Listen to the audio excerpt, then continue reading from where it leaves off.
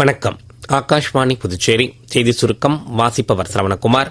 2 நாள் பயணமாக இன்றிரவு தூத்துக்குடி வரும் பிரதமர் 4800 கோடி ரூபாய் மதிப்பிலான பல்வேறு வளத்திட்டங்களுக்கு அடிக்கல் நாட்டியும் புதிய திட்டங்களை தொடக்கி வைக்க உள்ளார். அதைத் தொடர்ந்து நாளை அரியலூர் மாவட்டத்தில் நடைபெறவுள்ள ஆடி திருவாதிரை விழாவிலும் பங்கேற்கிறார். பிரதமரின் வருகையொட்டி தூத்துக்குடி மற்றும் அரியலூர் மாவட்டங்களில் பலத்த பாதுகாப்பு ஏற்பாடுகள் செய்யப்பட்டுள்ளன.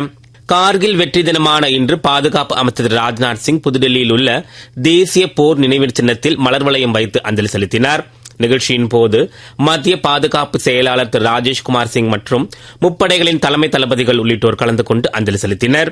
பஹல்காம் பயங்கரவாத தாக்குதல் மற்றும் ஆபரேஷன் சிந்தூர் குறித்த சிறப்பு விவாதம் வரும் திங்கட்கிழமை மக்களவையில் நடைபெறும் என நாடாளுமன்ற விவகாரங்கள் துறை அமைச்சர் திரு கிரண் ரிஜிஜு தெரிவித்துள்ளார். புதுடெல்லியில் நேற்று செய்தியாளர்களிடம் பேசிய அவர், மக்களவை சபாநாயகர் திரு ஓம் பிர்லா தலைமையில் நடைபெற்ற அலுவல் ஆலோசனைக் குழு கூட்டத்தில் இந்த முடிவு எட்டப்பட்டதாக அவர் தெரிவித்தார். பிரதமர் திரு நரேந்திர மோடி நாட்டு மக்களுடன் தமது எண்ணங்களை பகிர்ந்து கொள்ளும் 124வது மன் கி பாத் என்னும் மனதின் குரல் நிகழ்ச்சி ஆகாஷ்வாணியில் நாளை காலை 11 மணிக்கு ஒலிபரப்பாக உள்ளது. இந்நிகழ்ச்சி ஆகாஷ்வாணி மற்றும் தூர்தர்ஷனின் அனைத்து அலைவரிசைகளிலும், AIR செய்தி வலைதளத்திலும், நியூஸ் ஆன் ஏர் மொபைல் செயலிலும் ஒலிபரப்ப கேட்கலாம். ஆகாஷ்வாணியில் பிரதமரின் இந்தி உரையை தொடர்ந்து அதன் பிராந்திய மொழி வடிவம் இடம்பெறும். தாய்லாந்திற்கும் கம்போடியாவுக்கும் இடையிலான எல்லை தாண்டிய போர் இன்று 3வது நாளை எட்டியுள்ளது. ஐநா பாதுகாப்பு கவுன்சில் உடனடி போர் நிறுத்தத்திற்கு கம்போடியா அழைப்பு விடுத்த போதிலும் ராணுவ தாக்குதல் தொடர்வது குறிப்பிடத்தக்கது. இத்துடன் செய்தி சுருக்கம் நிறைவு பெறுகிறது.